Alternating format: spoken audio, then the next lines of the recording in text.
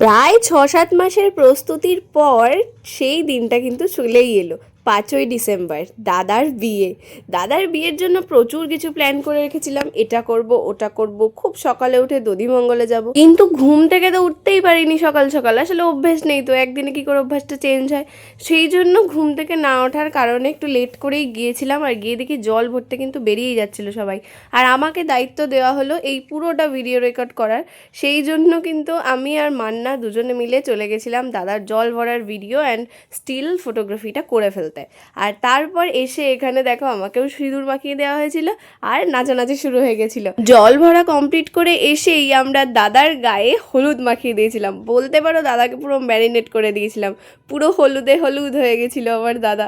আর দেখো এই হলুদ মেখে স্নান করার এই অনুভূতিটার জন্য মুখে কত হাসি যে ফাইনালি আইবুড়ো নামটা দাদার ঘোচাচ্ছে। আর এইসবের এক্সপিরিয়েন্সে দাদা নিজের মুখে কি বললো এটা তোমরা এবার শুনে নাও। বলো। আমি সোমনাথ যেগুলো এখন টের পাচ্ছে, আগামী দিন থেকে আমি সেটা টের পাবো, তার জন্য এইগুলো ভাবলাম। ঠিক আছে, সোমনাথের জায়গায় সোমনাথ যেমন ভয় ভয়ে চলে। এমনই সব মজার মাঝে দাদার গায়ে ছোঁয়ানো হলুদটা চলে গেল বৌদির বাড়িতে।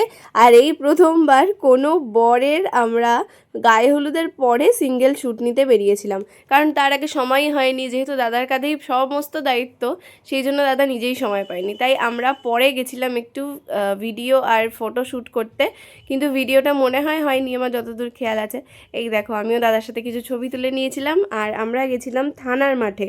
তো সন্ধ্যাবেলায় দাদা আগেই পৌঁছে গেছিলো বিয়ের আসরে, আমার একটু লেট হয়েছিল কারণ আমি তো সবেতেই লেট, সেই জন্য আমি সেজে গুজে পরে গেছিলাম। আর যাওয়ার পরে দেখি দাদার রেজিস্ট্রি হচ্ছে, রেজিস্ট্রির পরে কিছুক্ষণ পরে কিন্তু এইভাবে দাদা আর বৌদি বিয়ের পিঁড়িতেও বসে গেল। আর দেখো আমার দাদাটার কি ঘুম পাচ্ছিল, মানে বিয়ের দিনও কার ঘুম পায় এটা তোমরা বলো তো। আর এই খইদান পর্বের এই খইয়ের কুলোটা, এটাও কিন্তু আমারই বানিয়ে দেওয়া ছিল, যেটা তোমাদের সাথে আমি পরে ভিডিও শেয়ার করে দেবো। আর দেখতেই পাচ্ছ এখানে হয়ে গেল ওদের সিঁদুর দান, মানে ফাইনালি আমার দাদা কিন্তু ম্যারেড, আমার একটা নতুন বউ দিয়ে চলে এলো।